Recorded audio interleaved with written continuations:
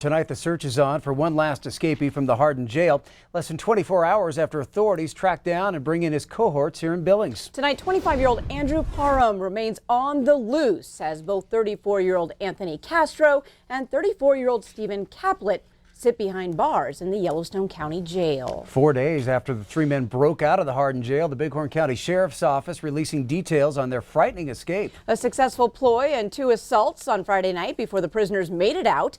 The press release states that just after 10 o'clock Friday, inmates lured a Bighorn County detention officer into one of the larger cell blocks by convincing him that someone was sick. Now, inmates then grabbed the officer and pulled him inside, where they assaulted and bound him. Authorities say the inmates then took a jail key from the officer and made their way to the Bighorn County dispatch area, where they assaulted a dispatcher and handcuffed her. She tells Q2 she was then thrown to the floor and the inmates made their way out of the building through a garage door. Well, the escapees all on the run until shortly after 10 o'clock last night, when Billings police and U.S. Marshals first tracked down Anthony James Castro on the 800 block of South 29th Street.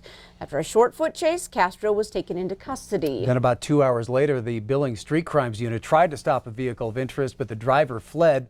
Billings Police Lieutenant Brandon Wilde says officers shut down their pursuit due to safety, but later tracked down that vehicle again with Stephen Caplett inside. A couple hours later, about 3 o'clock in the morning, an officer had noticed a similar vehicle of interest in the South Billings I-90 area and performed a traffic stop on that vehicle. And Caplett was a backseat passenger in that vehicle, and he was taken into custody without incident and remanded. The 34-year-old Caplett made his initial appearance this afternoon in Justice Court by video from the Yellowstone County Jail. Caplett now faces a number of charges, including unauthorized use of a motor vehicle and fleeing from or eluding an officer.